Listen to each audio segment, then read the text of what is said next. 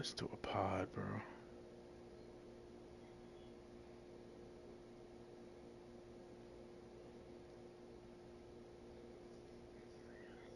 Um,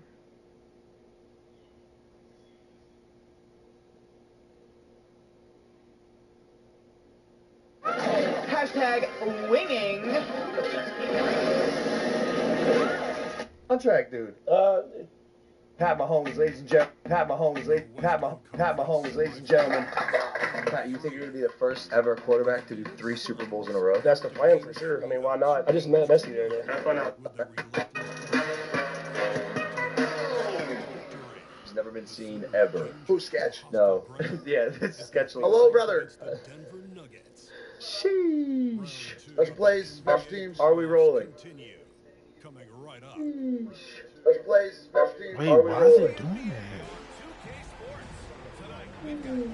Special plays, special teams. Wait, Are we why is rolling? it doing that? Why did it just do that? Got one thumbs up. I need a thumbs up from the man himself, Caleb. We are rolling. Ladies and gentlemen, we're in the house. We're in his house. 3-time Super Bowl champ. He's a father. He's a husband. He's a great dude. Pat Mahomes, ladies and gentlemen. Wow. Appreciate y'all. Appreciate y'all having me. Welcome to the podcast. Welcome to your home. Welcome to my house. We're Your back. We're basement. back. Dude, I sat here and I put my belt down. I was like, cool. Do a shit. Good. Then I looked over my right shoulder and I see 3 Super Bowl trophies. What looks like a couple like wrestling trophies even. What's going on? Yeah, dude, we've done pretty well here in Kansas City. Yeah. But no, we got to make some more room. We only have 2 Super Bowl trophies right now, and I'm getting the 3rd one made, so get a little extra room. Okay. Pat, you think you're gonna be the first ever quarterback to do 3 Super Bowls in a row? That's the plan for sure. I mean, why not? They got the greatest coach of all time, greatest tight end, and then all I have to do now is just go out there and be me. Absolute demon on the field. Did he say why he sounds like Grizzly Adams yet? Yeah, I think we should be talking about I just got here from Vegas. I'm sorry. You know how that Sorry. goes. No, we had a great charity golf tournament. I don't know if anyone here knows, I like to drink Coors Light, and I drank too many. And you know my voice already isn't the top tier voice. And so when you get a little raspy, I sound like an old country singer or I something think like it makes that. you sound cool, dude.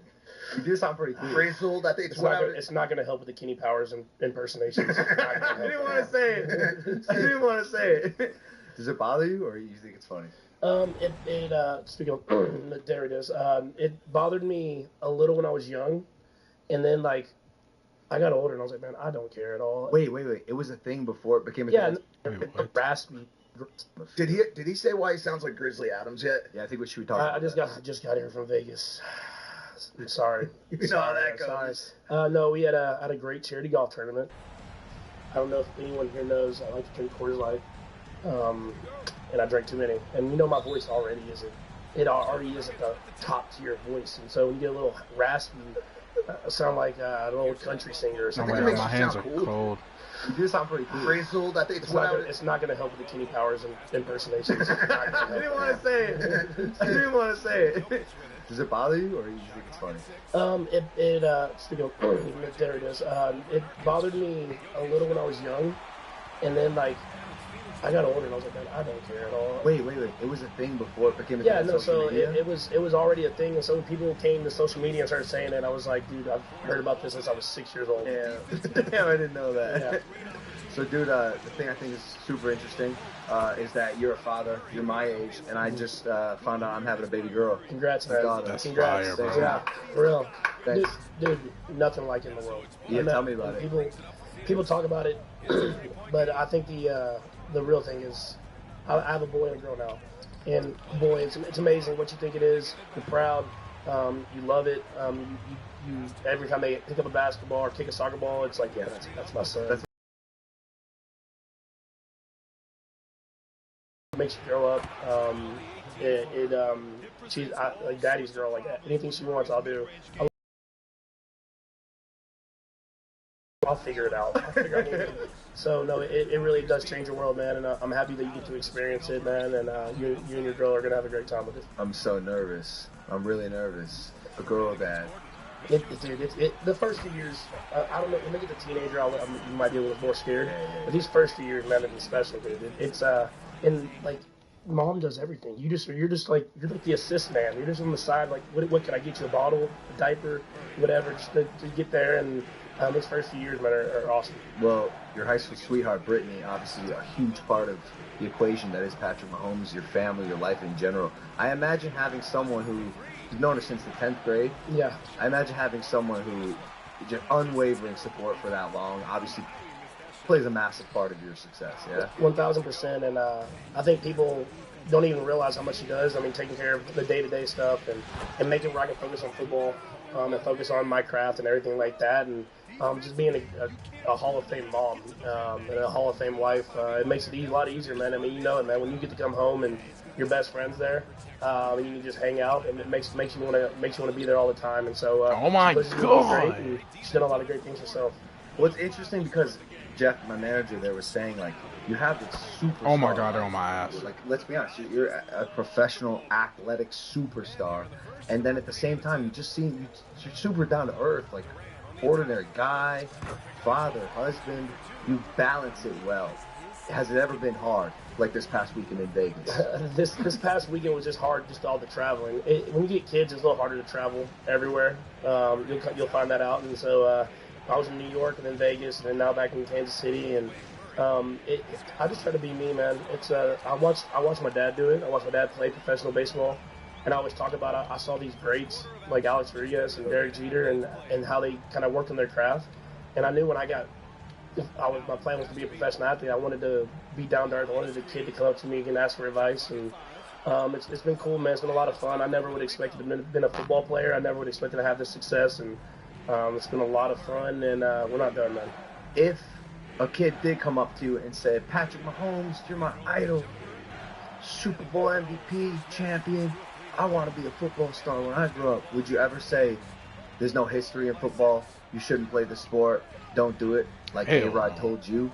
Is that a true story? Yeah, it is true. So it was just more, I think, he saw what I did in baseball, and I was a good baseball player, and he's like, dude, if you do this, you just got paid like $300 million, and at that time, that's like $1 billion now. I mean, and so he's like, man, you can just do this. Baseball is better in your body. But I think what I've always told every kid, and I've kind of, not just A-Rod, I heard that from a lot of people growing up, I tell kids to follow their dreams, man. And I'm sure you can speak to this. Man, you can accomplish anything if you really set your mind to it. It's not going to be easy. It's a lot of hard work. You got to like grind. that's the truest cliche ever, bro. Most times out of not, you end up making it happen. Yeah, for sure. Mike, you followed your dreams. We're straight out of addiction. Sure. Man, is there ever a podcast we could go without talking Well, just about say it, bro. that I was by in any the chance? jet with you.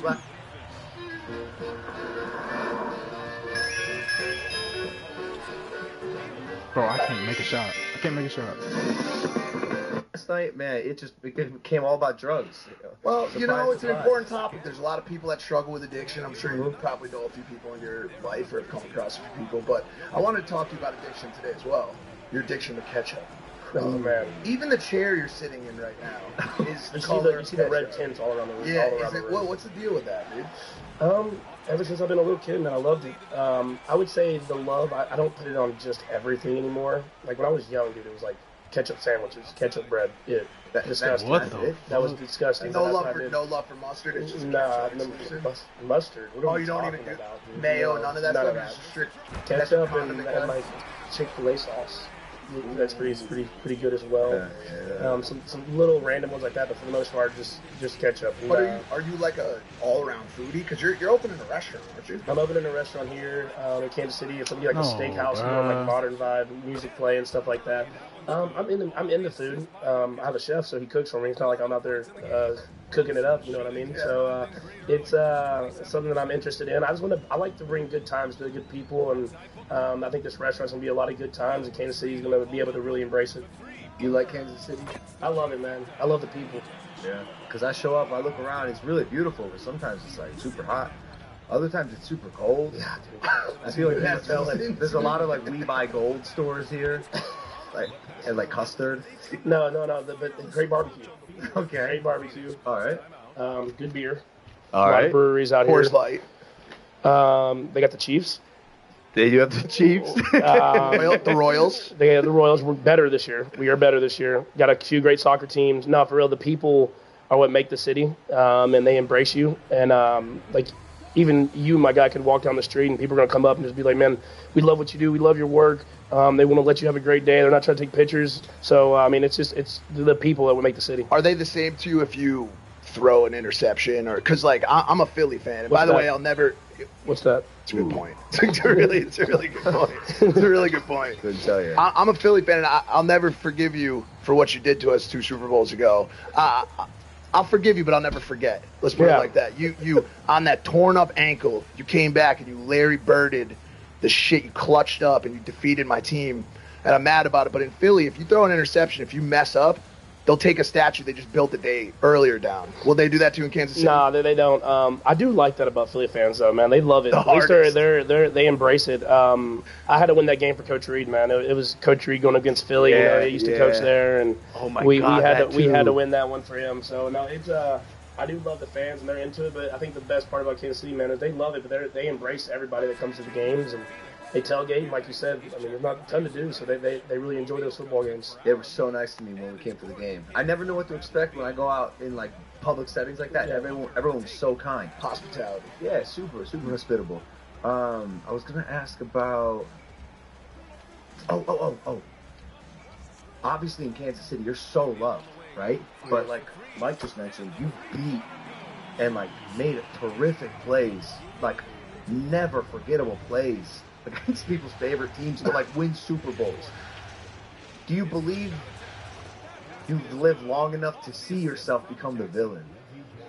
This year definitely was a more villain type role for I think the whole team. I don't think I really realized it. Like I had heard people like talking and like obviously social media, there's people always talking, so I didn't know how real it was until I got to Buffalo this year, and I think I saw 40,000 middle fingers on the way into the stadium. Yeah, they were. I mean, they were ready.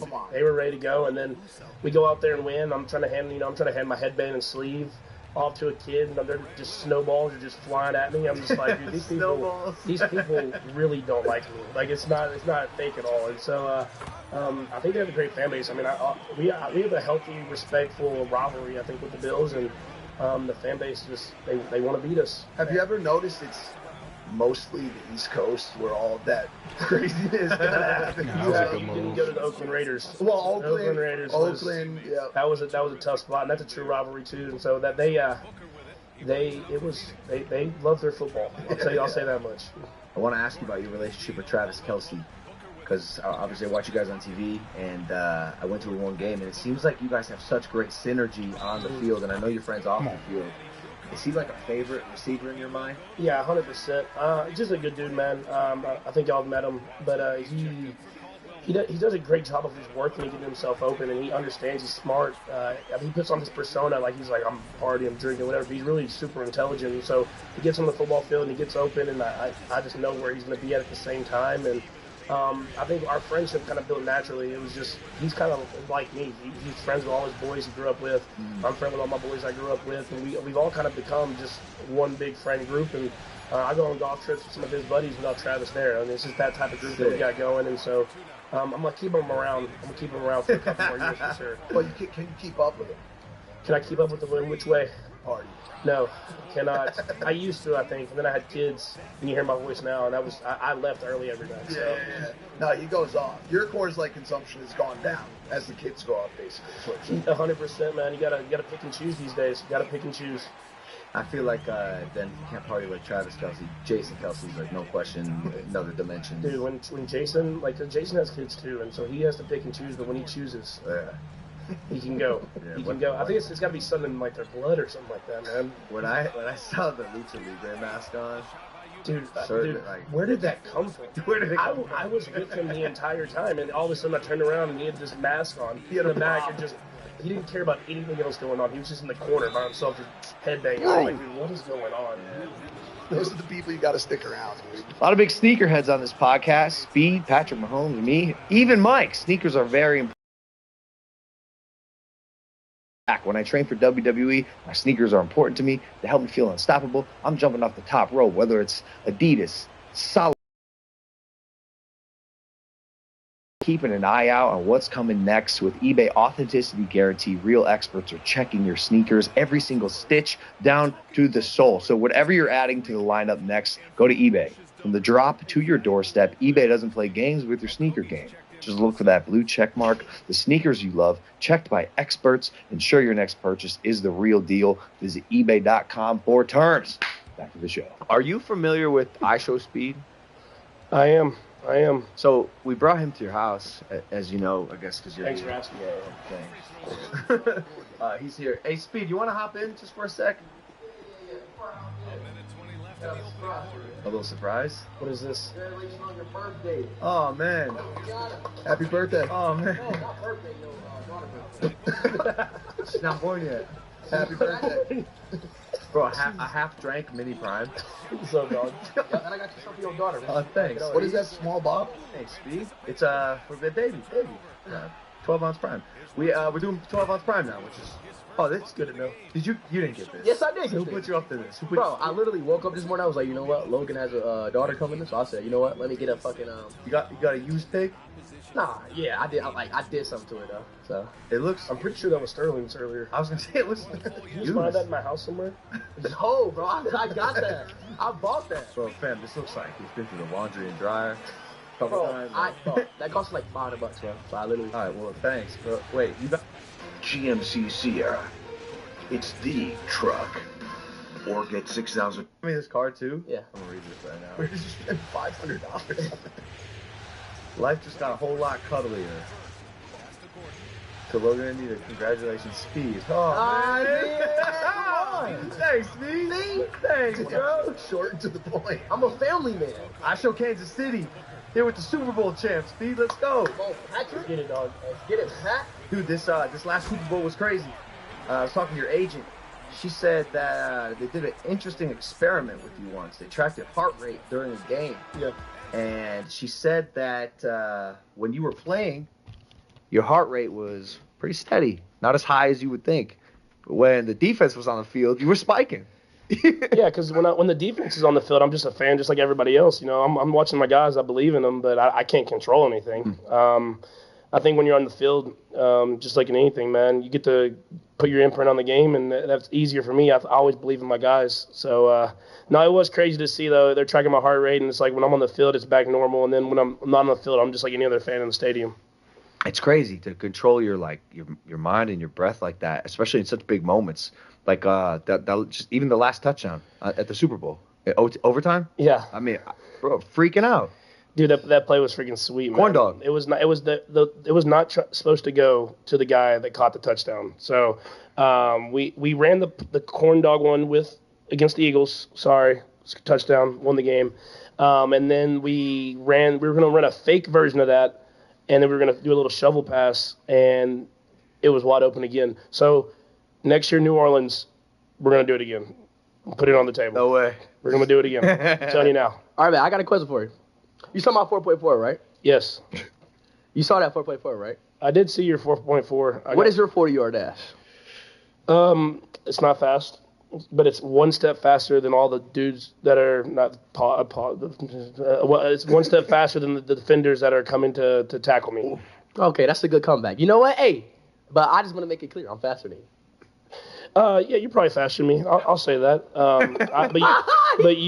I've never seen you run with pads on. Oh. Okay, all right. Like I was, bro. Short story, but you know Ohio, right? Yeah. In Ohio, I was a D1 recruit. I had Ohio State, trying to get me, USC, Okay. KFC. You know, I had all of these colleges trying to get me. You know what I'm saying? Why did you ask me if I know Ohio? Like it's not a state. Yeah, you know Ohio, right? Yeah, but What if he said no, Speed? What if he was like, nah, I've never heard of it? But yeah, like all these colleges tried to get me. You know what I'm saying? But I just started to do YouTube, so I used to be a five-star football college recruit, man. Bro, see, What position? What position? I was slot and receiver. I feel like I see heard that. you I tell can see Kevin that. Durant that you were being recruited for basketball as Yeah, well. yeah, well, both. both. Both. Yeah. I thought you played soccer. Yeah, I did that too. Oh, Wait, Pat, is it soccer or is it football? it's soccer, dog. Come on. I mean, we're in Missouri right now, Kansas. Yeah, just be like, bro. Somebody's watching this from Liverpool right now. It's what I'm saying, bro. Just be like, it's just call it. If I'm in England, I will call it football. So we're America. We're America right now. Just say American football and European football. That's all you got to do. That's just so much work. I know it's not. It's two so words. many words. It's 2 syllables. European. It's just European football, but what if I'm in like South America? What do I call it then? South American football? No, just like football. Football. He speaks Portuguese. Sim. Eu falo português now. No, fala? You just made that up. He did know. You know what he said? You know Ohio, right? He said that. Yo, Pat, can I ask you a question? Do you see a route to, or what is your route to being the greatest quarterback of all time? I think I just have to do what I just did these first 7 I can't years. take Speed seriously, bro. What the fuck is he doing? Three more times, yeah. No, dude, Tom, man. The fact that if you ever look at his career from when he's like 40 to 45, and that's in the Hall of Fame, just those years. So, I mean, it's going to take consistency, crazy. man, longevity. That's insane. But, I mean, at the end of the day, man, all you can do is go out there and try to win, and then let that all handle itself. But everybody's trying to be the greatest they can possibly be, so it puts a high standard for me to chase, which I love it.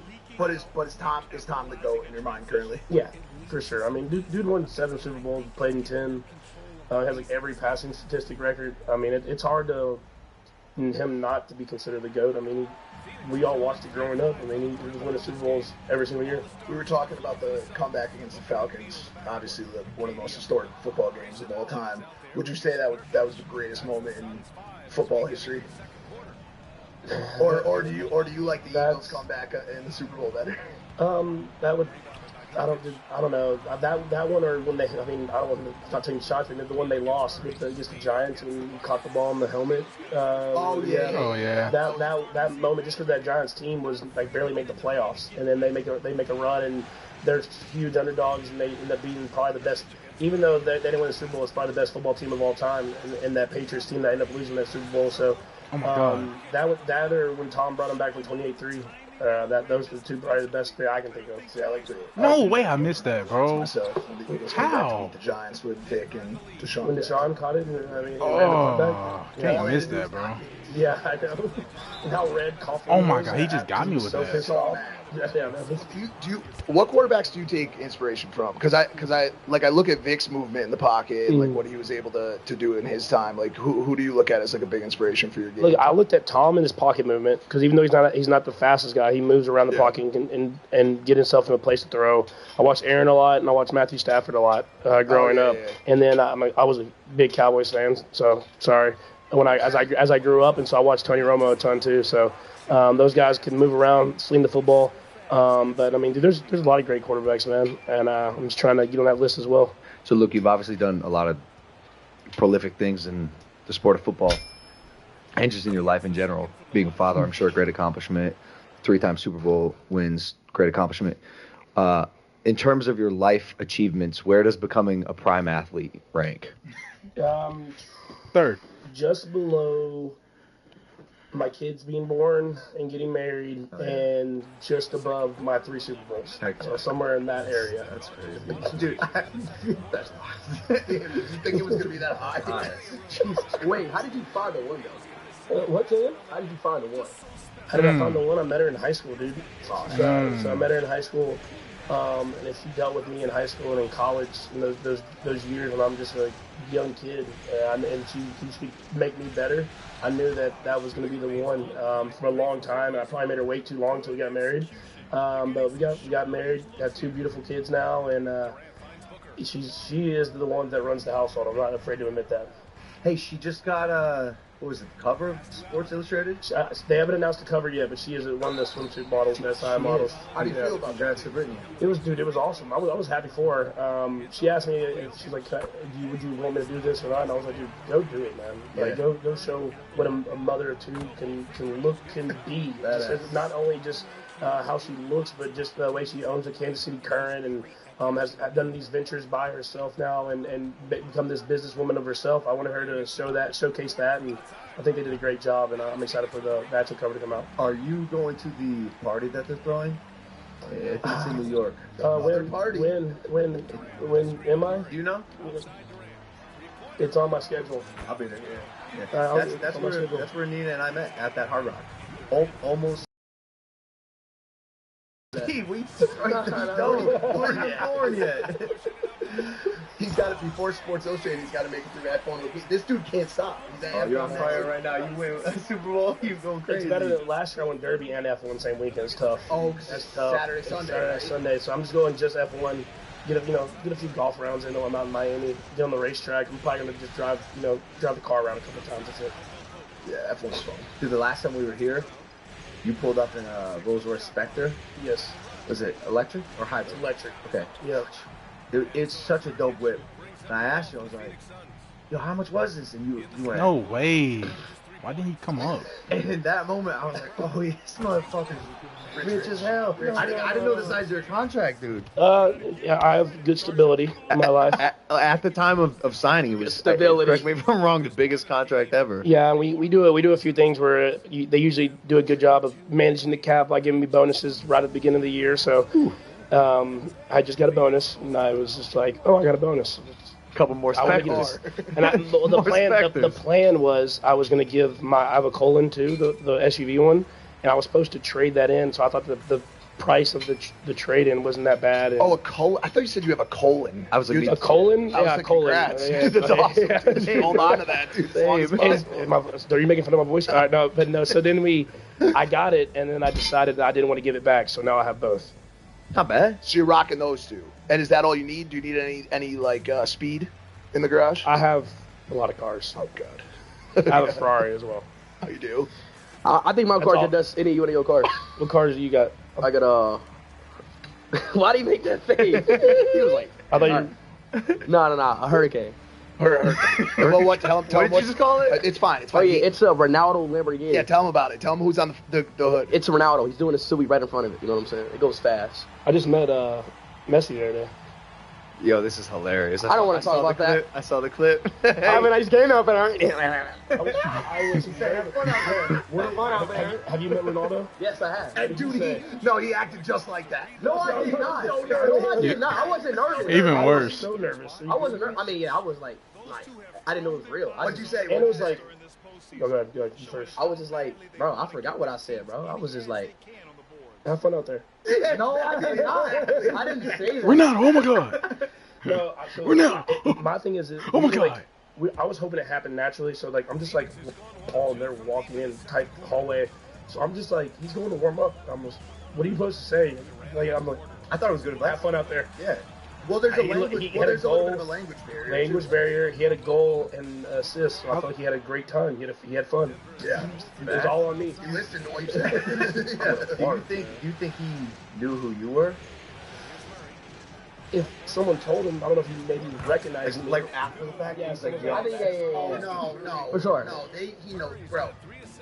Athletes at that level know. He knows. He knows. He's from other levels. He probably watched the Super Bowl. For sure. I have a helmet on, so I don't know, like, maybe I should have worn my uniform next time. They really know who I am. I'm fully dressed, make sure he knows.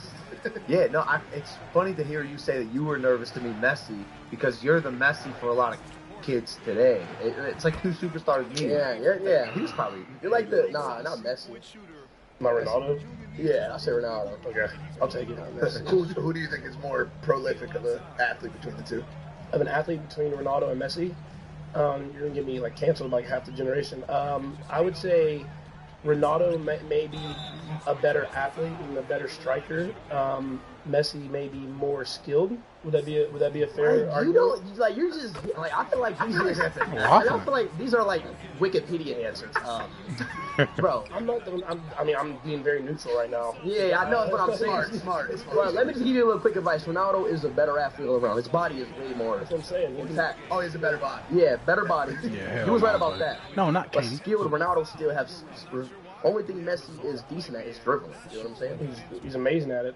He's Not really good at scoring, not carrying his team to World Cup. Not quite. Yeah, not quite. it. But Ronaldo, I saw it in person. I know yeah, but you never seen Ronaldo in person, so you can't really give your full answer. If he wants to come play for Sporting Kansas City, man, I was Pat, you gotta put me a striker. talk about games. He was at the Patriots comeback game against the Falcons, 28-3. He was also at the World Cup when Messi won in Qatar. Two of the greatest sporting events in history. You got a nice run you got going, man. Randomly, because I don't. Besides the game we came to here, those are pretty much the only games I've been to. Two of them were the biggest ever. I'm not a huge football soccer fan. I'm not a huge soccer fan. European football. Dude, I'm watching this World Cup like, yo, this is It's insane. crazy. Yeah, that was a crazy. Yeah, Actually I was there crazy. too. It was like the craziest shit ever. Nuts. Even though he won, I was mad, but that shit was crazy. Came down to penalties. Just They're coming to the U.S. Next. Yeah, 2026. Yeah. Jesus. nuts. It's gonna be I nuts. actually got a spot in the USA. I might train it right now, so hopefully I can make the team. Well, he just What know sport he's don't lying, you bro. play, Steve? Or haven't you been drafted for? Y'all gonna see, bro. Trust me. 2026. 2026. Bro, you know he's 7 years old? I'm not 7 years old, bro. How old are you really? How old am I really? Yeah. Take a guess. Well, you said you were getting recruited by USC and KFC, so I'm gonna say 20, 22, Go down. 19. Yeah, 19. Teenager. How crazy is that? That's the only Crazy, guy. man. So young. Crazy. So wait, how old are you? 26, right? I'm 28. Oh, 28. I'm old now, man. Yeah, that's Come close. on, big dog. Oh my God. 29, man. Believe it or not. Sheesh, Mike is even. I feel like everybody starts their families at 28. I'm out of this. By the way, she starts her family at so 27? far gone. Yeah. You started filming at 27? 25. 20, yeah. I think that's the perfect age to start. Young dads are cool. 25. My dad had me at 25, and I grew up in the locker room, and I wanted the same for myself. Grew up in the locker room. Like, His dad looks like a figure of speech. Figure of speech, like, he would go to, like, practice, and I would go with him. Oh, you grew up in a. Oh, so you grew up around him, basically. Yeah. No, he grew up in a locker room. That's where they lived. Wait, so you was born in the locker room? My dad loved that shit, dude. My dad loved that shit, so he was just there. I was just born in the locker room. Yeah. What position your dad play? He was a pitcher. Oh, a pitcher. Yeah. American baseball. Oh yeah, there's only one baseball. European baseball's like cricket. No, it is Japan baseball. Japan has baseball. They do. My was- dad played over there in Tokyo. Oh really? Mm-hmm. Yeah. I was wondering about this. You were drafted in the MLB? Yes. Really? But yeah. Very late. How? But then later you were drafted to play football? knew it. Yeah, so I was projected to go in the top 5-ish rounds, but they like basically ask you how much money it's gonna take for you not to play football. I mean, that's the best way to say it. Oh. I mean, they won't say it that way, but they're just like, come on, like if we draft you, we don't want to waste a draft pick. And I told them a number that they weren't gonna pay, and first 5 rounds went by, I didn't get drafted, so I went to college, and they called me like 2 days later, and they're like, I remember the call. They called me, and they're like, hey, we drafted you. Detroit Tigers drafted you in, like, I think it was 37th round or something like that. And they were like, we drafted you in the 37th round. We know you're playing football. We'll see you in 3 years. So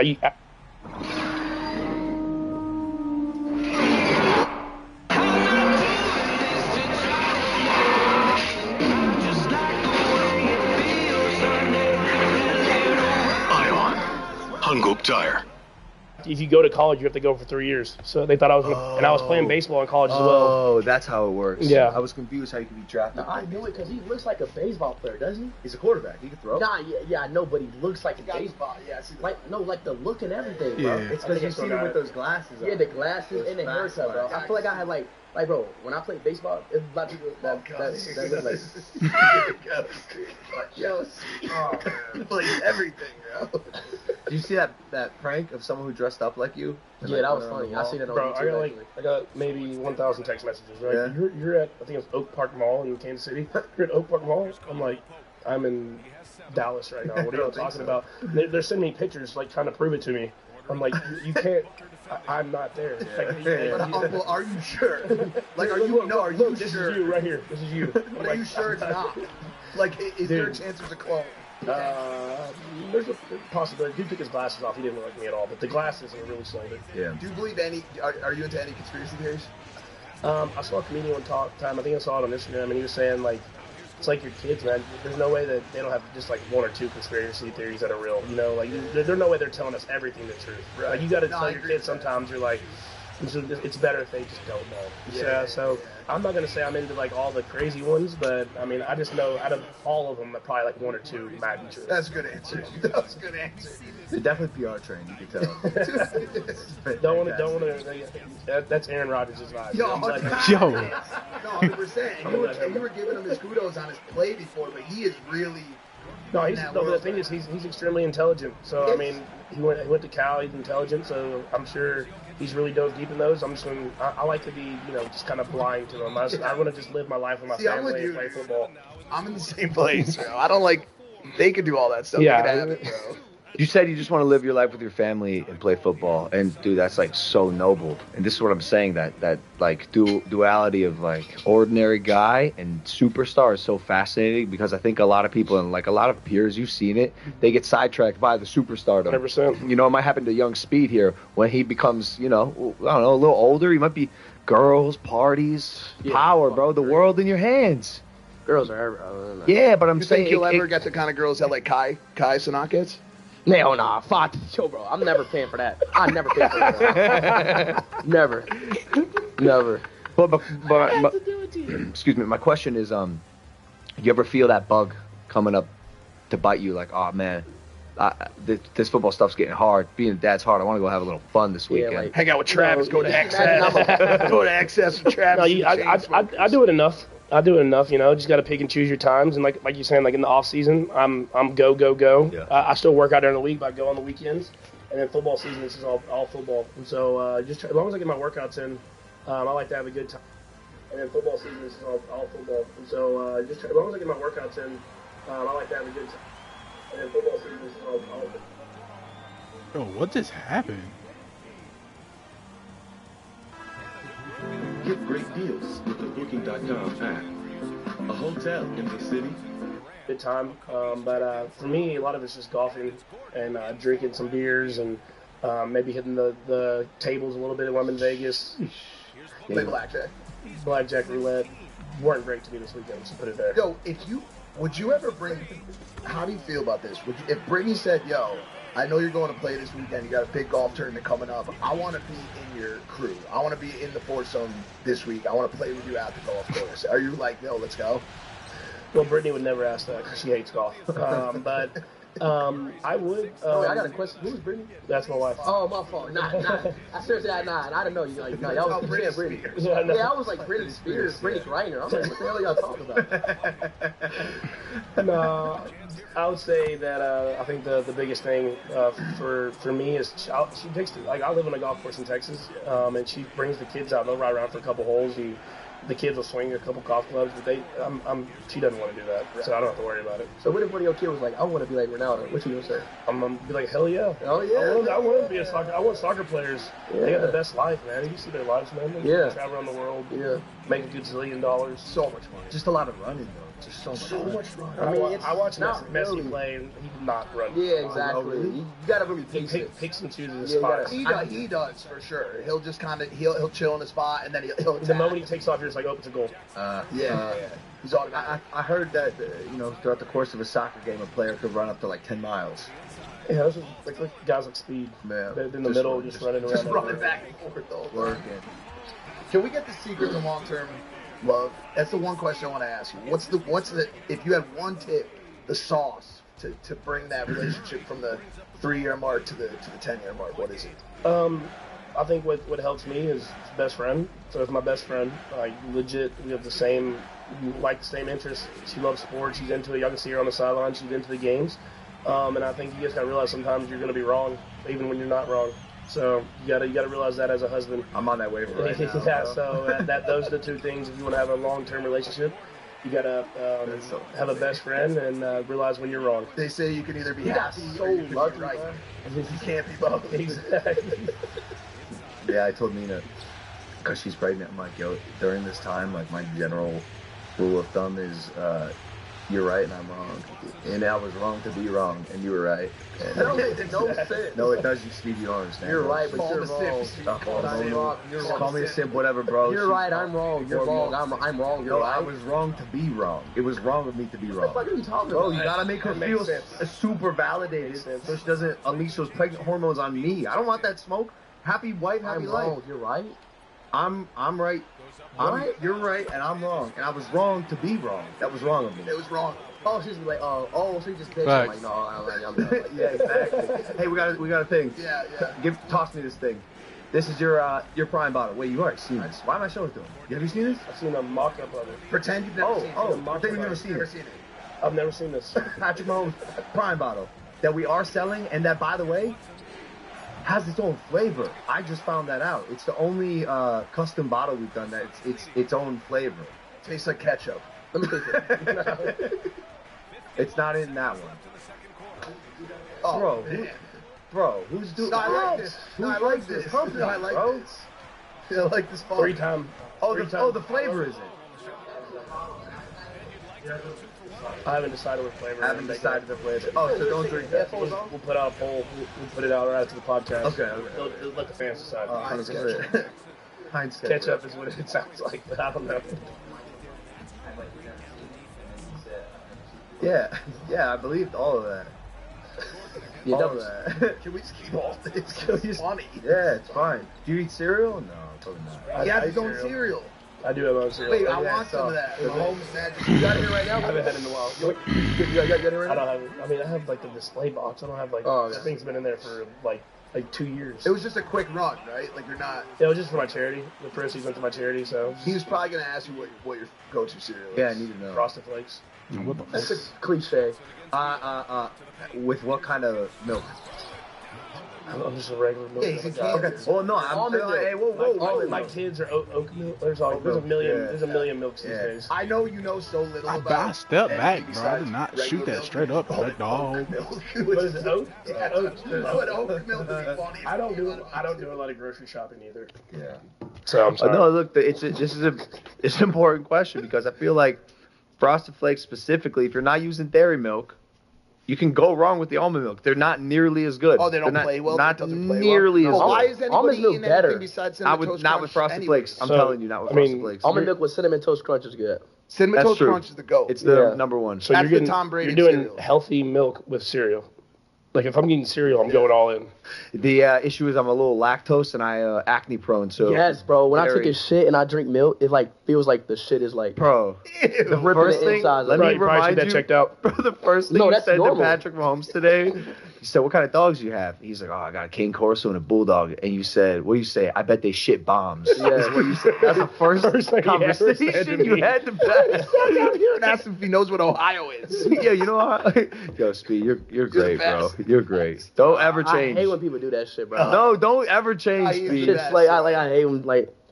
All right. Let's carry on. Talk about. No, bro, I'm so entertained, bro. Come on. Yo, Speed, 450 shows. You make me laugh on the show harder than any guest we've ever had on. And he's I'm still not- doing it. Like, I'm not Hey, bro, Hey, like, Speed, I love you, dude. You're the best. Oh man. my Yeah. There's something about you, Thanks for the Speed. gift, Speed. A little I'll pigs. take that back. Holding the pig. Oh, the pigs, used pig. $500 he paid for that. It's a beanie baby. These are collectibles. Anyways. You pay attention to any combat sports? Yeah, You follow a little bit? a little bit. What do you think happens if a clash of two titans, like, I don't know, make something up, Jake Paul and Mike Tyson were to happen? I think if I'm scared of Mike Tyson, so I think if Jake can make the fight last for a little bit longer, he's going to win. But if he gets hit the wrong way, it will not be good for him. I think that's a very It's not a good bad analysis. predicament, actually. You know what? That was the best. What is it? What kind of question? Was it? Neutral. It's PR trained. He's PR No, trained. not. Oh, that bullshit. That's like the best answer he had when it comes to sports. Diplomatic. No, not even. I think he just means the best. Like, because your answer is a word for word his thoughts on it. Like, he's like, dude, if Jake drags Tyson out into the water, like, it's over. Yeah. I think if he stays alive for 2 rounds, Yeah, he's I kind of agree with Patrick. Yeah, I agree. Thanks, I'm here with I Frank think it Vogel also and just coach got the sanctioned as a offense pro seemed to fight, get which is on cool. track in That's the really cool. second It's in quarter. Dallas, What right? changed for you? Yeah. It's in Dallas, but I think it's when I'm at training camp. July 20th. Oh, come on. Quick night, quick jet. One night out. No one told Coach. You don't have to go out with Travis. I've been getting these. I've been getting this. Patrick, this has been great. Thank you for giving us your time. Brother, I'll see you tonight at WWE Monday Night Raw. Announces and drafts. Let's do it. Patrick Mahomes, ladies and gentlemen. Patrick Mahomes! Thank you for listening to this episode of Impulsive. Hit that subscribe button. We'll see you next time. Take it easy. Peace. Go to your happy price With Priceline.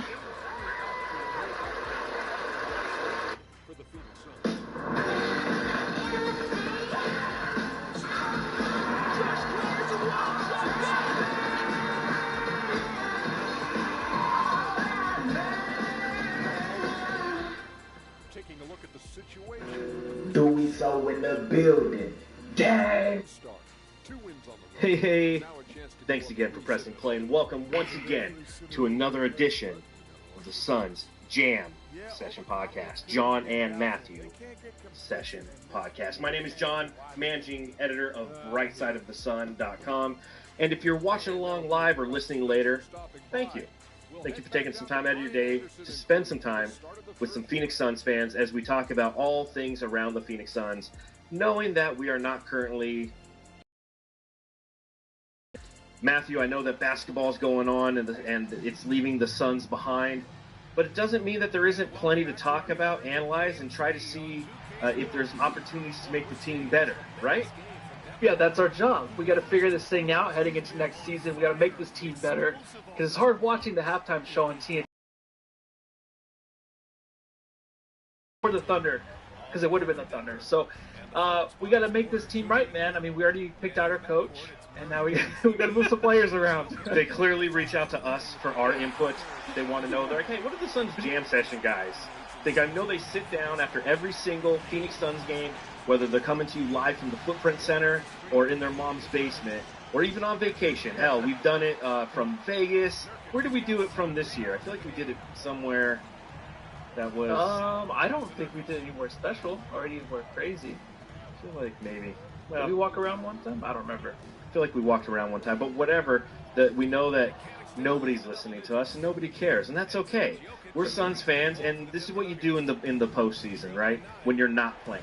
As you're waiting for the NBA draft to come and the eventual free agency and then the Olympics that lie ahead, in the meantime, you start to dissect aspects of the team and see if there's any opportunity to make them better. So one thing that we are presenting to you is a series over these next few Mondays. It's Trade Machine Mondays. And that's where we pull out the old trade machine, we dust it off ESPN, although I do the Fanspo trade machine. You do the ESPN trade machine, right? Well, now I had to do this Fanspo because ESPN was not true. They're both totally different. I guess the Fanspo one is the correct one to use. So Fanspo.com is the one because it lets you trade draft picks, and it has all the different restrictions, especially as it pertains to second apron restrictions, which we know that the Phoenix Suns are tasked with, are hunkered down with. So I go to the Fanspo and we dust it off. It's like, I haven't seen this thing since about January when we were talking about trades back then. And you start to plug some different things in and do what you can to come up with situations where potentially you can make the team better. I know that all of these trades might not hit everybody's ear right, and I also know that I don't agree with trading some of the players that we're going to discuss. Bradley Beal, you technically can't even trade. So when we do the Bradley Beal trade machine in a couple weeks, we're going to come up with all these scenarios that would be amazing, knowing that they're not really possible. But that's what the offseason is for. It's for fantasy. It's for coming up with some ideas just to have some conversation. Because at the end of the day, we're Phoenix Suns fans and we want to have conversations about the Phoenix Suns. As Matthew mentioned, it'd be a lot more fun to be having some conversations about how they're matching up right now against the Denver Nuggets in the semifinals, but we're not at that point. This season didn't end the way that we hoped and dreamed it would, and that's okay. It happens every year for the Phoenix Suns. It's not like we're immune to this, are we? No, and it's like going out, you're with your mind. I can't finish. I guess I'm just that funny. How do I miss that? You're there with your how was that girl, late? And you're just looking across, and you're like, oh, I wonder what it'd be like to be with her. And then you do that, and it's the same exact thing. So we'll get these players. We'll try to get these players from the Phoenix, and then we'll end up in the same conundrum every year at the end of the year. But it's nice to see, or it's nice to think about these guys in the Suns uniform for sure. Just to kind of fantasize about it, like you said. Yeah, knowing that. Whatever the hell. I have no idea. We started off at a Mama bar. girl standing here. Ella Cool J. Why you over there looking at me? Mama girl standing here. I used to think he meant like his mom. His mother? Yeah, I was like, yeah, why? Don't look at me, my mom's here. Why is she looking at me? Oh, am good I doing contest, something man. inappropriate? Well, we're going to kick things off here momentarily. It is Kevin Durant trade machine. And we'll get into everything that means. But before we do that, we do want to give a shout out to somebody who took the time out of their day, rated us 5-star on Apple Podcasts, and then wrote a review. And the name of this person is Beal's #1 hater. So rude. Great Pod is the title. It says, Matthew looks nothing like I thought he would. And can we please get some more Bradley Beal slander, please? We'll save that for 3 weeks. He looks nothing like I thought. Apparently, it's like when they hear Matthew tell stories about Mama standing over there, they have a different picture in their mind I don't know of what that actually means. means. Actually, when people do say that, I wonder what they think I do look like. I want to hear that. Good shot. The next thing we want is people, if you don't want to take the time to rate us 5-star on Apple Podcasts and write us a review, which, again, we'll read right here on the podcast, then take the time to draw what you think Matthew looks like. If you're listening to this on Apple Podcasts, draw a picture of Matthew and email it to the Footprint Center on Jefferson Street, downtown Phoenix, and I will let them know to expect some weird pictures of Matthew. Just know that he always wears a PHX hat, so you can draw that into it. You be the artist, you execute the vision there. So, without further ado, if you're hanging out with us, pop them if you got them. An ice cold Keith Cat Cracked Cold brew, and let's play with that trade machine, huh?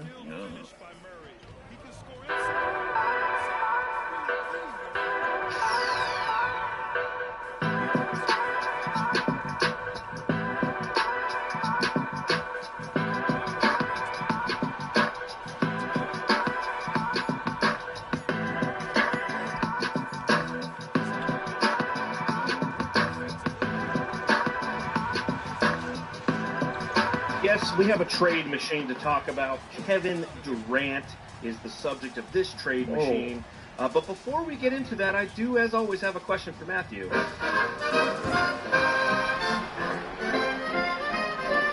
Matthew, I've got to ask. You know, Matthew, I've got to ask, and I assume that we'll go into this a little bit more depth on Thursday's podcast. But we have a new head coach. Coach Mike Budenholzer, and of course the sequence of events is Frank Vogel gets terminated. We do a live emergency podcast, and by we I mean me. That night we go ahead and we do a podcast talking about our regular scheduled program and talk about the Frank Vogel era. And less than 24 hours later, I think, maybe a little bit more, 25 and a half, the Suns hire Mike Budenholzer. And we didn't do an emergency podcast. I figured we'd talk about it very briefly at the front end of this pod, knowing that we have all summer to talk about it. But I guess the Matthew I've got to ask question, is this Bud for you? Should I not be drinking Coors Light? Should I be drinking Budweiser? The old corn-free Budweiser, Budenholzer. Yeah, it's totally corn-free, right? He might be from Nebraska, so that might not be totally true. He's from Arizona. Is he from Arizona? He's from Hoboken, Arizona. Okay, I heard that, but I didn't know if he just lived here for a minute because he's super he went to old, high school. So I'm he can't be from here. He's a Suns fan. He loves Al McCoy. Yeah, but I know he tried. I don't know. I'd like to thank Matthew for doing all his research before. No, I read that, and they said nothing about being a Suns fan. It said that he has a whole interview. Just wanted to play college basketball. There's a great interview during the 2021 NBA Finals, obviously coaching the Milwaukee Bucks, playing the Phoenix Suns, when he talked about growing up, listening to Al McCoy on the radio, Walter Davis, Alvin Adams, all the old Suns, and it's going to be really fun at Media Day to ask him what it means, and that's going to be my question is, who was your favorite Phoenix Sun growing up? Give me your top 3, something along those lines. So does that mean he's a fan, or he just grew up listening? He grew up a fan.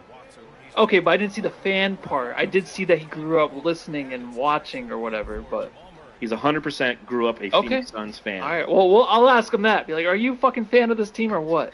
Tell me now. Well, of course, when you come on the Suns Jam Session podcast, you get a drop. I don't know if we'll play this entire drop all season long. But Mike Budenholzer, this Bud's for you. Play fast, play random, play together, play in great space. Go play some basketball. Budenholzer, Budenholzer,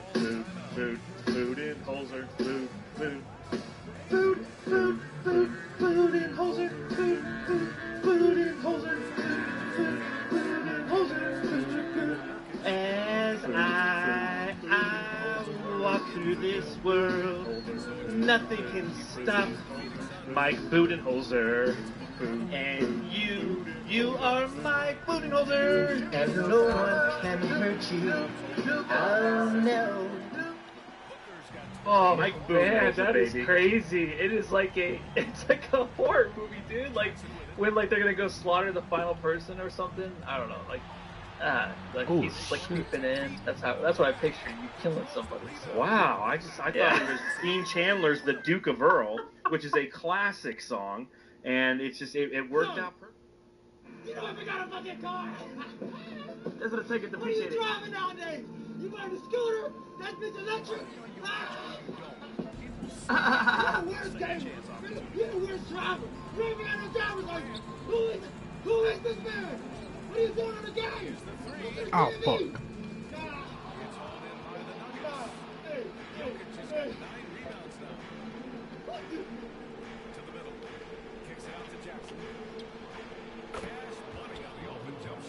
Chris, you're the worst gamer, bro. Second bucket of the game. Had to get rid of it quickly, and Jackson did just that. Here's Booker. No, I didn't, bro. The Nuggets have gotten 8 of 14 attempts to go in the second half so far. Oh, so you better take garbage. It was a 2. That was a... Assist from Jackson. Jackson's got 5 assists tonight. Up top, Booker. Defended by Jackson. It's good. They're in stronger position coming down the stretch. Welcome. What brings you here? I apologize For what? for saying I'm better than you at gaming, bro. For what? I'm sorry for saying I'm better than you at gaming. How many times have you died? 124. Pathetic. Sire, we brought the punishment to be faced in front of you. I made it myself. You will kneel? Kneel! And you will eat this in front of the king. Kneel! Now! What? Easy for Jokic when he gets inside position. It's almost too easy for Jokic inside. His size and soft touch make short work of the shot. Apologize to the king I missed that. Wow. and feast on this. Oh, this Coco Red? Yep. What's inside? Just find out in front of you. Eat! Oxtail. Eat! Eat! Eat! Oh my goodness. After an uneven first half, he's managed to right the ship and get things going. Get it down. Suns leading. Swallow it. Get it Swallow down. it. Swallow it now. Swallow it. Might be the most unbelievable player in NBA history. He can shoot, dribble, catch, you name it. Everything he does it at a high level. On top of being 7 feet tall. Now what's up? What's that? For Eubanks. Caldwell post check for the Nuggets. Some big guys struggle at the line. Not him. Just creating work to defy that assignment. You're pathetic.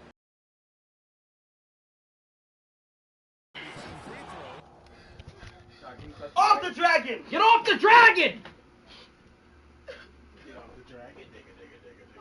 Pick up the pick the shit up. Food. Pick the shit up. Pick the fucking shit up, bitch. Hold on, who the fuck is you talking to, nigga? Who the fuck is you talking to, nigga? Yo, wait a second. Just wait a second. Alright, bro, you got it, my nigga. Calm down. Calm down, bro. God He's the king. damn, He's you the king. king. He's the king. Boy, you a little sad that you can't game. Don't blame me. Blame your skills, nigga. It's actually a skill issue here. You know? As Kutcher say, you're not worthy, brother. You know? And it is what it is, bro. Oh my. Here's what I say though. Keep trying. Don't throw up. Hey! You just spit on your floor? Are you spitting on his floor game? Aim for the trash the can. I'm really in front of the trash can. Oh my god, you got some refreshments, nigga? Probably not. You got some refreshments, nigga? Hand him in water. Do you have some refreshments, nigga? Thank you. He was fouled in the act of shooting. And it's going to go on Devin Booker. And a look at how the offensive approach has been going so far for the Suns. Liking the throwback approach. They're making use of the mid-range area and inflicting major damage. Another thing they did well was taking advantage of the holes in the defense. Very aggressive in exploiting the lack of concentration.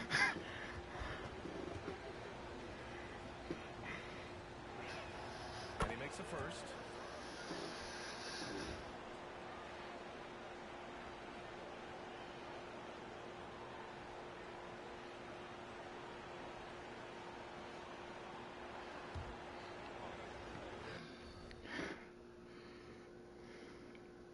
nigga.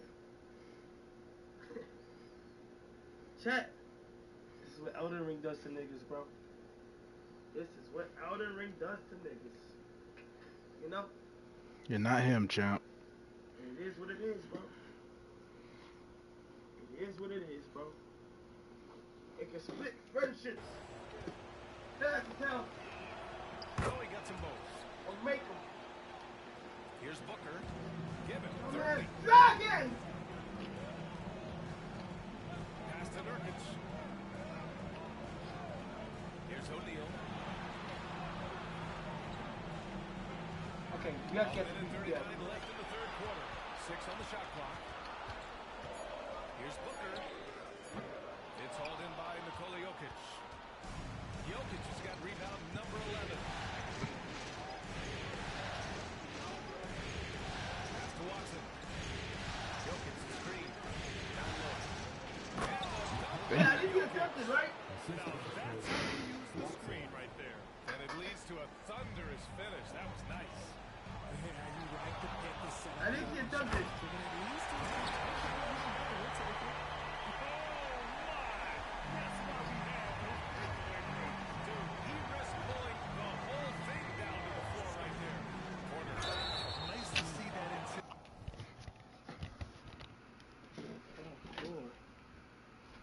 Oh, he went crazy in this motherfucker.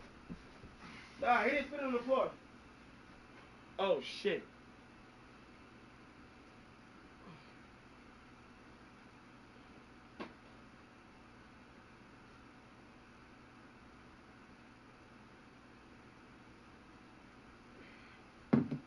What the fuck happened?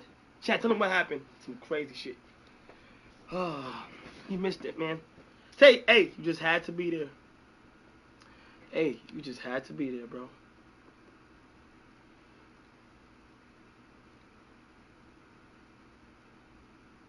End stream, you fucking peasant.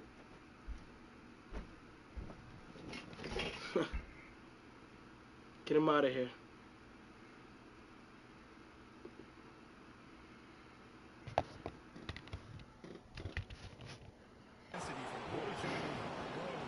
You ain't in no big three. Duke got you right down. Venom got you right down. Davis got you right down.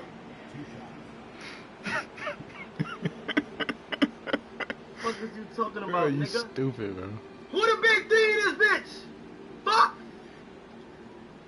Ron crazy said who the big three in this house, nigga?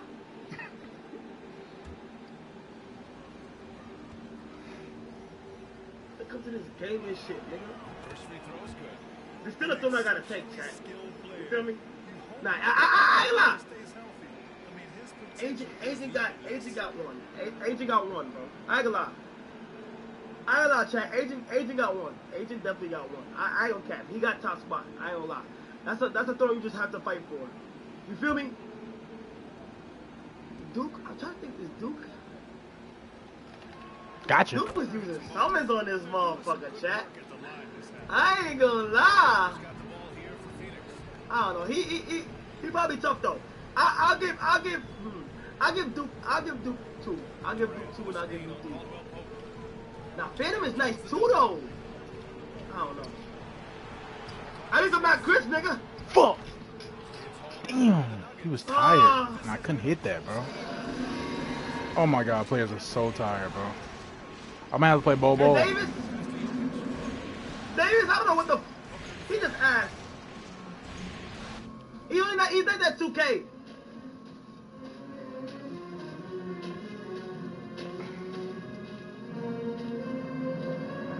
I gotta play. I'm playing Bobo, bro. I'm not playing.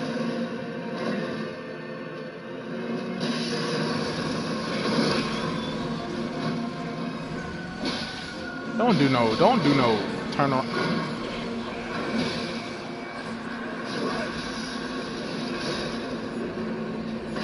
What the fuck was that? I did a Euro step, bro.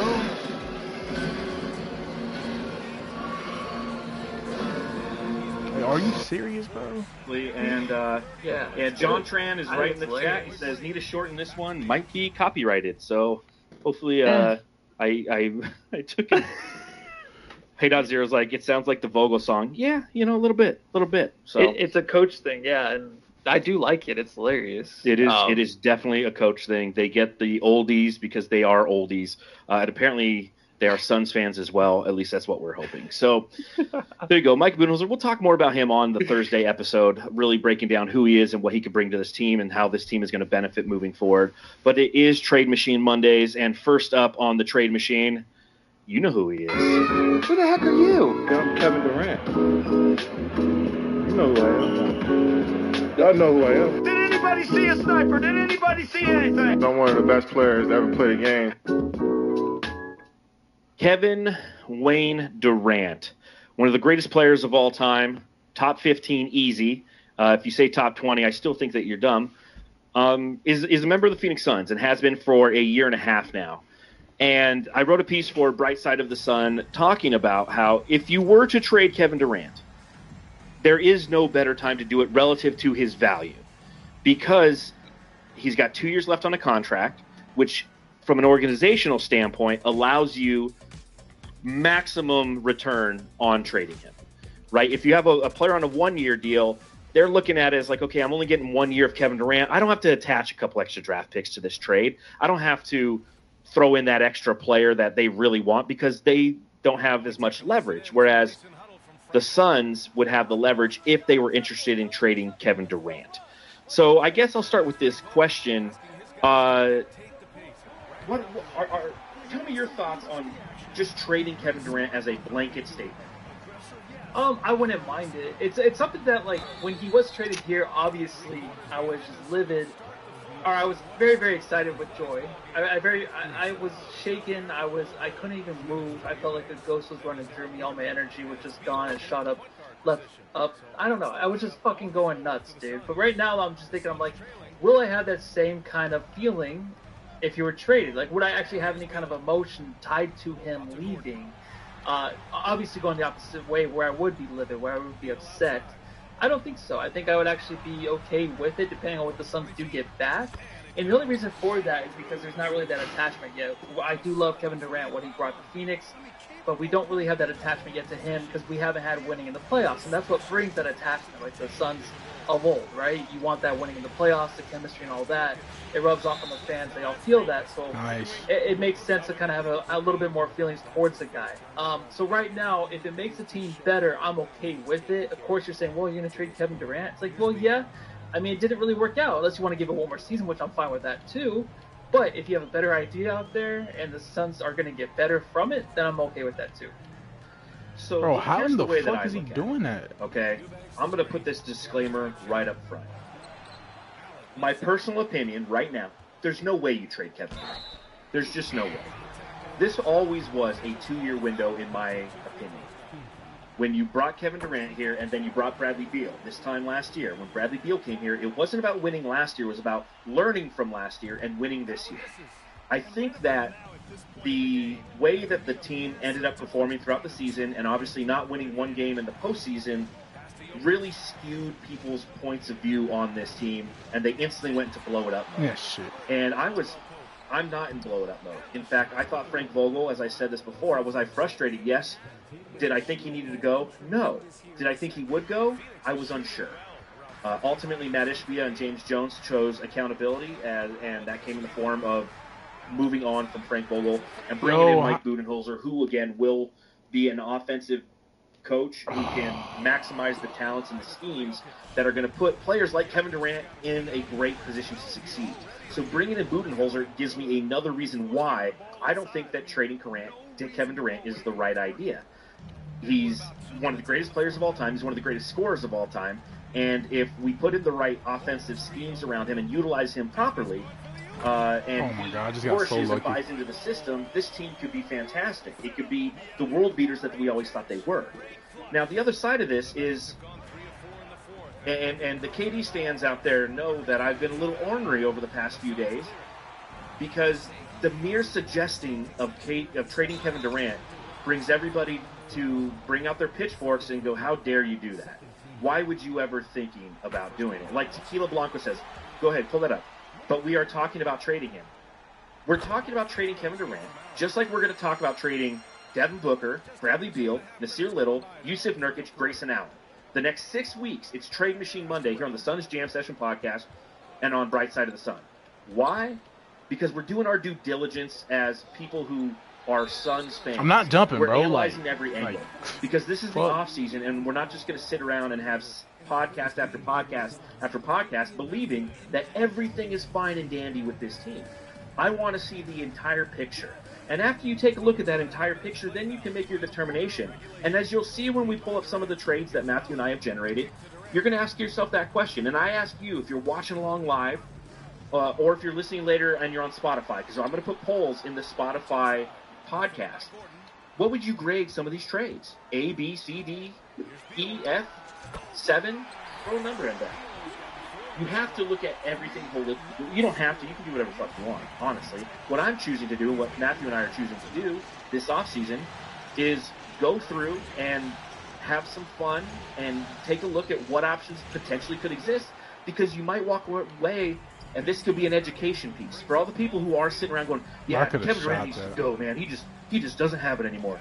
We're going to go through and look at all these trades, and it might be a fortification moment for you to be like, yeah, I was making a blanket statement without having true knowledge of what my statement was about. And guess what? Trading Kevin Durant is dumb, because this is what's on the other side of it. Does this really make the team better? I don't know. That's your subjective point of view on this. So I see the KD stands. I was there. I was there, boy, man. Somebody called me uncool recently, and I'm like, damn, man, I'm not cool anymore. I'm uncool because I talk about... I thought I was uncool when I like 35, you know, but apparently... I've always been uncool, man. I always picture myself being cool, and that's why I stopped listening to rap, because I'm like, I'll never be that way. So then I just started listening to a lot of string stuff. That's it. String stuff? String instruments. Oh, okay, like the adobo? Yeah. Oh, he'll miss that, right? Right. The ukulele. So again, I'm putting that blanket statement out there because I want everyone to understand. Come on now, that's on Jokic. Don't make me run it back. A place, and trust me, like, we're going to do the same thing with Devin Booker, and I'll tell you the exactly, same thing. That's on Nurkic. When it comes time to talk about Devin Booker, don't fucking trade him. And you're going to see that we could get a king's ransom for Devin Booker right now. And by we, I mean the Phoenix Suns. But that's not what you want. You want Kevin Durant and Devin Booker out there flourishing in an offensive system that allows them to maximize what they were able to do. I feel like that didn't happen this past year. I feel like Devin Booker and Kevin Durant, we saw it at the end of games. There's a lack of comfortability. There's a piece by Shams Charania and Doug Holler from The Athletic that talked about Kevin Durant not feeling like he was properly used. Now, I don't know if that's an actual statement or if that's coming from people, if that's actually coming from Kevin Durant or if that's coming from the people around him. You know, I mean, and unless Kevin Durant comes and tells us, like, no, man, like, everything's good. It just didn't work out. That's one thing. But if it's truly what's happening, that they didn't feel it was a good system for them to thrive in, and then perhaps that's one of the reasons why Frank Vogel's no longer with the team, because they want to put one of the greatest scorers of all time and Devin Booker, one of the greatest Phoenix Sun of all time, in a place to be successful. So I'm throwing that disclaimer out there because I feel like every time you talk about Kevin Durant or Devin Booker, everyone's like, they just read something real quick and they're like, you're an idiot. Like, people will read the name of this podcast. They'll say 606 Trade Machine Kevin Durant. Like, idiot, John's uncool. Well, I think it's that for everything really that we do talk about, that anybody talks about on Twitter or on YouTube. Everybody is an idiot for doing anything that they want to do on YouTube. But I do think it's because KD is such a magnificent player, probably top 10 of all time, obviously, once he retires. So it's crazy to even think about that. And Anna T does say, does KD want to stay, or does KD want to stay and play for a new coach? ? We don't know that, obviously. I think KD just wants to play ball. Like he always just talks about, he just wants to play ball. So what Stephen A. did say today, I don't know if you did see how, of course, now they're talking about it. Yeah. Blow up the big three. It's just like the Kendrick Perkins thing, and he's talking about, KD is just by himself in the locker room. He kind of stays away in a way. He isn't really involved with the team, with the coach. He just goes out there and plays from the whistle to the final buzzer. That's his game. That's what he does. He doesn't go interact. He doesn't really – that's probably a bunch of horse shit, right? So now we have to hear a lot of that too. And of course, we don't even know if it's true or not. So that's exactly why we're just doing the trade stuff anyways, because it's all really just make believe, like everything else out there that you guys watch. Yeah. I mean, it's either going to come from Stephen A. or, let's not look at this situation with the Phoenix Suns holistically through the eyes of Stephen A. Smith and the national media. Let's look at it through the eyes of being Phoenix Suns fans and see, is it something that we want? Is it something that we need? Is it something? Is an opportunity to reset what the Suns are in the process of doing? So, disclaimers aside, knowing that, again, in my opinion, you don't trade Kevin Durant, do you think the Suns would ever consider it? Yes, absolutely. I think so. There was one thing that Stephen A. did say about bringing Budenholzer here, knowing that they need a coach like him, pay him that amount of money to hold this thing down while pieces are moved, and there's going to be a lot of different pieces coming in. I know Eubanks is coming back, obviously, and we're very excited about that. But other pieces will move. Other pieces are probably going to move. So you know what? This didn't work, and we don't see this working next year. We just cannot wait another year because that's how Ishbia is. I wouldn't be surprised if that happens. That's why I wouldn't be surprised if any of these trades happen, even the Devin Booker one. It's just, that's the way this franchise is, man. Now, I think if you get rid of Booker, obviously, there would be no fans showing up for any game next year. I don't even know what you would get back, obviously, but I think with Kevin Durant being moved, it wouldn't be as tragic. It would just be something where it's like, okay, this is where they want to go as a franchise. This is what they think is going to win and compete in next year's playoffs. So I wouldn't blame them either way, really. It's interesting because at this point, I think there's no chance that the Suns would move on from Kevin Durant or Devin Booker for that matter. And here's the reason why. And you're going to hear this again, obviously, next week when we talk about Devin Booker. Is I feel like Matt Ishbia and James Jones are attempting to do something that they may see as revolutionary. The anti-Sam Presti, if you will, where they're saying they're punting completely on draft picks. We've seen teams punt on draft picks to a certain extent. They're actively telling us, we don't care about the 2031 draft pick on the trade on draft day, which is June 26th, I believe. They're most likely going to trade the 22nd pick. Like, again, as somebody who manages the bright side of the sun, and I'm looking at opportunities for reasons to talk about the Phoenix Suns and going into draft prep and talking about potential prospects that are out there that could help this team, you're kind of stuck between this rock and a hard place because you're like, well, like, we could spend time and energy on this, but are they just going to trade the pick on draft day? Well, it's the same reason we're having this conversation about the trade machine. Well, are they actually going to trade Kevin Durant? Probably not. Probably not, because they are saying you utilize draft picks to get players like Kevin Durant. That's us. Yes. So what's the point of trading Kevin Durant now? To get draft picks, you're literally going against the methodology that you have set forth, and you're going to try, because again, Matt Ishbia, like you said, I'm going to own this team for 50 years. So that's what he's going to be doing. He's trying this out. He's like, hey, I'm going to punt on the first 10 years of draft picks. I'm going to use every draft pick I can to bring in one of the greatest players of all time, to bring in Bradley Beal, and see if it works. And the experiment, we're going to sit back at the end of every season and give it a thumbs up or thumbs down, and knowing that as Suns fans, it typically never works in our favor. So with all that being said, let's get into some of the specifics. When we talk about Kevin Durant, 35 years old, he has 2 years left on his contract, which totals $105.8 million. Oh, my God. Right? So, again, that's why I talked about if you are to move forward on a trade for Kevin Durant, it's because he has so much value as a player. He's 35 years old, but he just put up 27.1 points per game, shooting 52.3% from the field, 41.3% from beyond the arc, 85% from the free throw line. He also added 5 assists per game and 6.6 rebounds per game. Kevin Durant's 35 years old, and he had quite possibly one of his best seasons as a player and one of the greatest seasons in the history of this organization.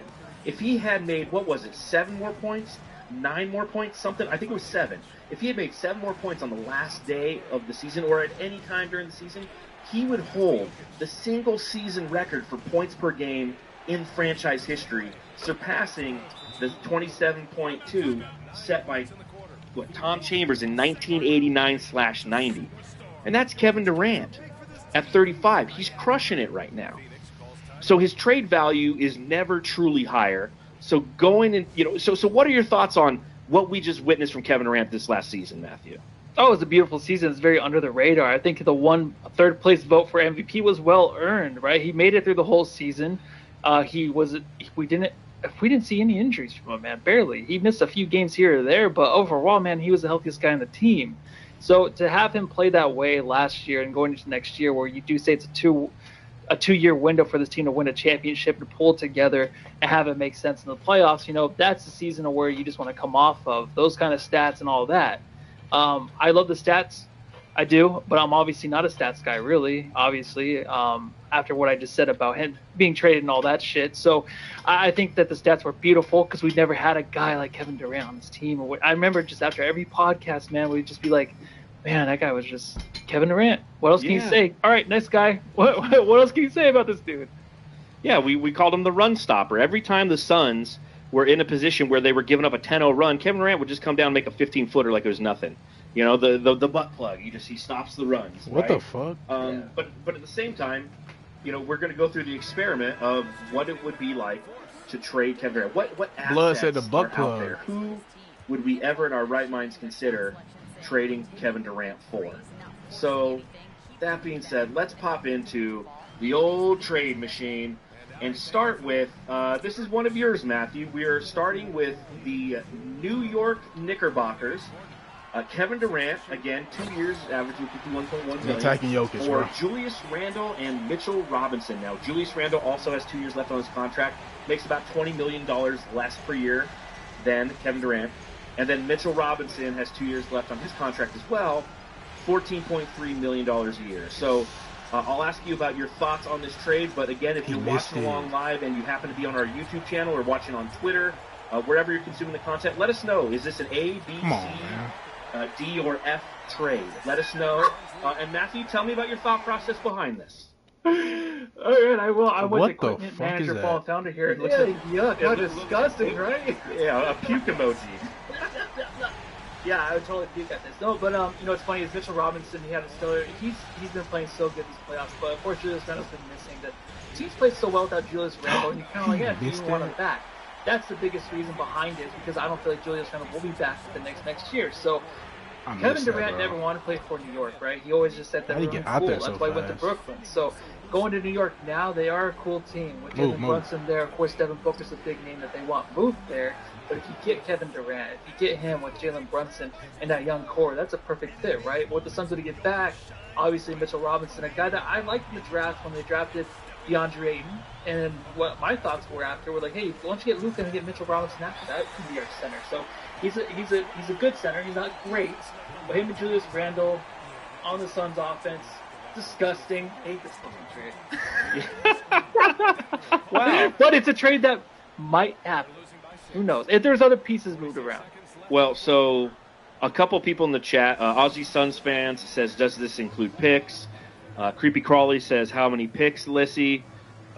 Apparently no picks. Yeah, no picks. No, so, I'm not a picks guy, dude. You're not gonna see picks Mark Brooks gives it an F. John Tran gives it a C. C's get degrees. Deborah Coulter gives it multiple Fs. Sir Hamo gives it a D. Chantel Norwood gives it a C. I like what Tequila Blanco says. F that. You guys don't know ball. Okay. Yeah. It's an interesting thought process, and it's an interesting one to start off the old trade machine with. But I will say I'm not a fan of this trade for a couple different reasons. One, there are no picks attached to it, and two, you do have Yusuf Nurkic still on the team. So if you told me like this is the one trade why Yusuf Nurkic is going on over here, but I definitely think that this makes sense from a mathematical standpoint. But from a return standpoint, I would run myself into the middle of the fucking street and pray that a Chevy Silverado would take me out if the Suns made this trade. To give up Kevin Durant for Julius Randle and Mitchell Robinson would be abysmal. It would be asinine. A horrible trade for the Phoenix Suns. So I respect the fact that you took 6 seconds to put this together, Matthew, and I respectfully decline to. Hey, I do. I don't mind it. A lot of these trades too that I threw out there, like so you said Yusuf Nurkic, he wouldn't be on the team. Obviously, that's a move you would make for like a Marcus Smart or something over with Memphis. Make sure you mention later that on when you talk about this methodology that you're looking. But I didn't know I had to. I didn't know I had to do all the moves because if they're going to be moving. Well, no. What I would say is like, well, we're bringing in Mitchell Robinson, so we will be, in this theorem, in this make believe world, in this 2K world, because that's what it is. We're playing 2K right now. Has anyone ever played 2K? I play it all the time. I asked James Jones that question one time. When you sit there and you consider trades for the Phoenix Suns, do you put them in the trade machine on 2K, make the trade occur, and then sim the season to see how it happens? He laughed and then didn't answer the question. That's what you get from me. Thomas Danette gives it an F, and TF Timepiece gives it a G. So good for you. I think that means a good for you, Matthew. You know, I appreciate the one person that gave me a C, John Tran. He's a man. David Yolovitz, Trade Machine, Oil Flush, $1.99 in the super chat. We truly appreciate that for hanging out. Well, great start. So, great start. All right, I'm up next, and I have one involving the Miami Heat.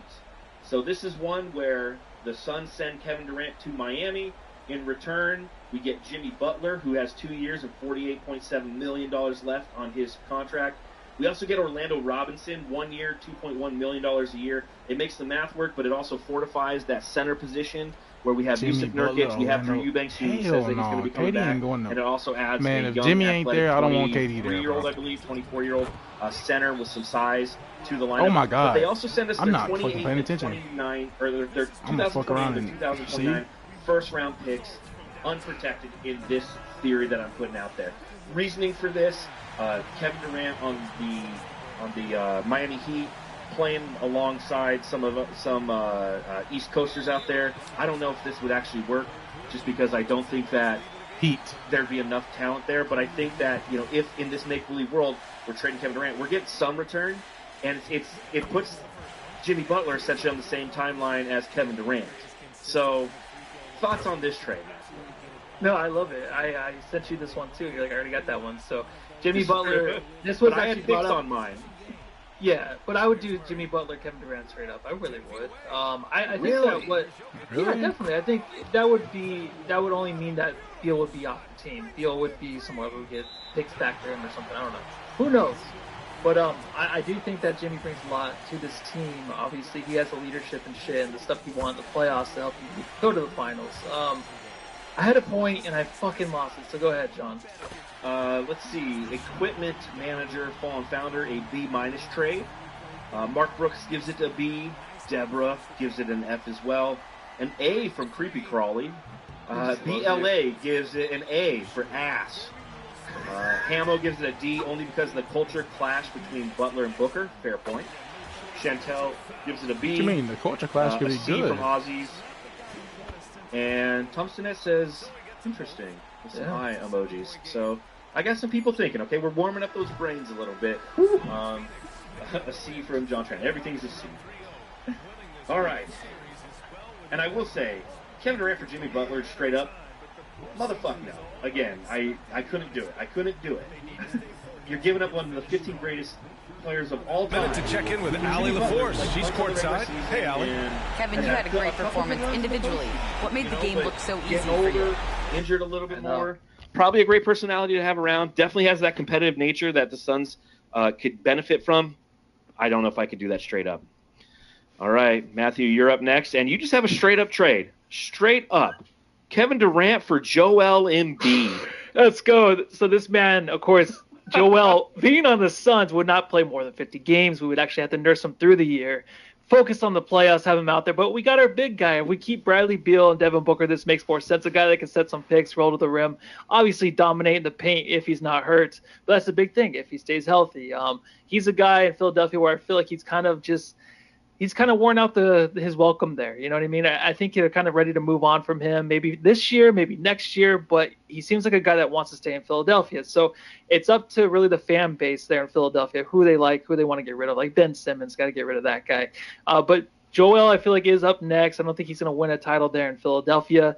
I've always wanted him to, of course, to be on the Suns, but this would be just, if you're going to keep Booker and Beal, you got to get that big man in the middle, man, and he would be of what is the average, like 28 and 14 guy down there and just dishing the ball off the corner threes. So I think it's perfect.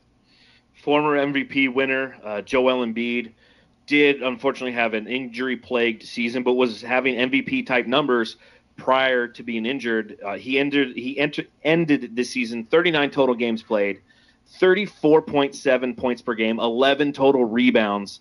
He also shot 38% from beyond the arc on 3.6 attempts. So definitely an offensive juggernaut. I'm not with this trade. And I get what you're saying.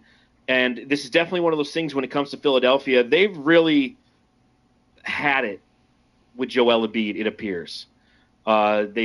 He's consistently injured, and the injuries he has are things that, especially given his place in the NBA and how big he is as a human being, just a pure human being standpoint, he is most likely to get injured again and again, and it's going to be reoccurring things. It's a lot of lower leg stuff. And with Tyrese Maxey being young and explosive, build from there. Now, granted, this Joel Embiid contract that we're talking about, 3 years at $51.4 million a year.